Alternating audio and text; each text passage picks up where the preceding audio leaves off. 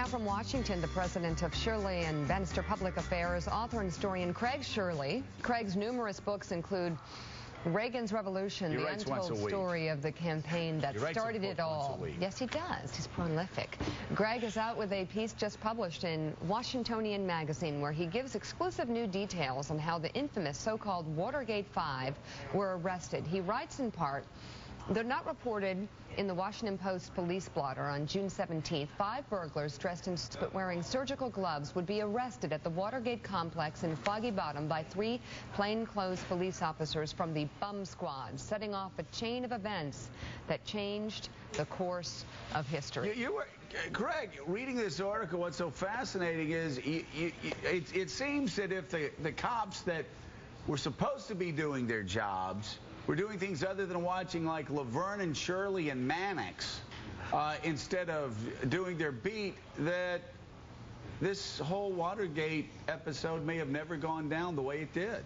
Well, that's the irony of it. If the cop that was assigned to that patrol area that night had shown up in uniform, in his squad car with presumably the sirens wailing and the lights flashing, the spotter across the street and the Howard Johnsons would have had plenty of time to get on his walkie-talkie and warn the burglars that law enforcement was there and to get out. And of course, that law enforcement officer had to go up 6 flights of stairs before getting to the DNC, the Democratic headquarters on the 6th floor of the Watergate Hotel. So if things had gone the way they were supposed to go, then the burglars would have escaped. So what was the guy doing instead? Playing ping pong with Forrest Gump? No, not quite. He was apparently sitting at a bar that was notorious at the time called PW's, drinking rum and cokes. And I got this from a co-owner of the bar, a neighbor of mine, Bill Lacey, Vietnam War vet and hero, was in the DMZ for a number of years and leading a platoon there. And Bill was with his brother and another fellow, Rick Stewart, owned PW's restaurant, which was right there on the same street as the Palm here in Washington. And he told me the story years ago, but he didn't want me to write it until a couple months ago. I went to him and I said, "Look, the 40th anniversary of Watergate is coming up. Let me write the story." And he finally agreed to let me write the story about how the cop that was assigned to that Squad Car 80 that was assigned to that patrol area, which included the Watergate Hotel, was getting drunk at a bar at about 2 o'clock in the morning. So he couldn't respond.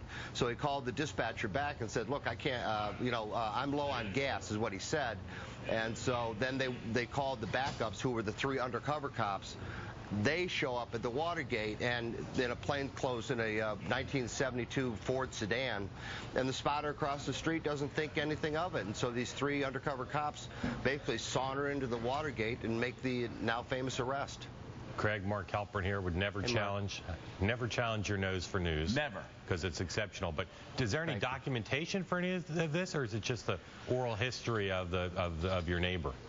That's an excellent question. We researched this, Mark, to a fairly well, and we filed a FOIA request with the D.C. Police Department. I got a letter back that says, unfortunately, due to retention schedules in place at the time, there are no longer any known records in existence within our agency which lists of the officers working that night who played no role in the actual response to this assignment. So the answer is no. There is no documentation. I think also we interviewed a lot of police officers, retired police officers. We may have also run into the famous blue wall of silence, and I know about that. My father was a city firefighter in Syracuse, New York. There was a vow of omerta among the firefighters over mistakes made, and we know also about how it operates in the military and how it operates in police forces. Well, when the first call came in, according to your reports, they were very reluctant to go over there. When the first call came in, well, the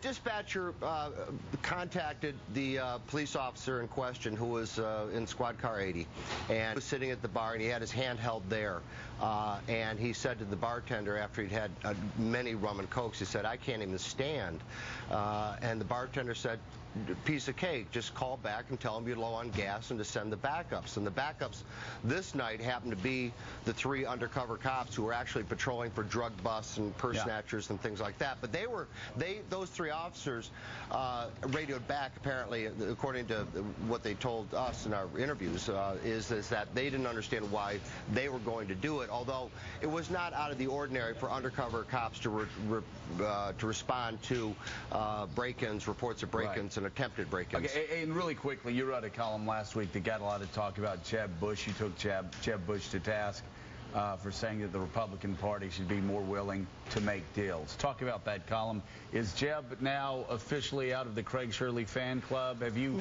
declared him a rhino unfit for office? No, he's always been a member of my fan club.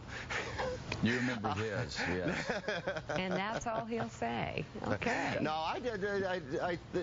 he backed off on his comments about the tax increases, so I think that goes to the point that I was trying to make in the piece, and that is that that there's a schism inside the Republican Party, and Mitt Romney needs to pull the party together if he's going to. I mean, unified parties tend to win in the fall, divided parties tend to lose in the fall.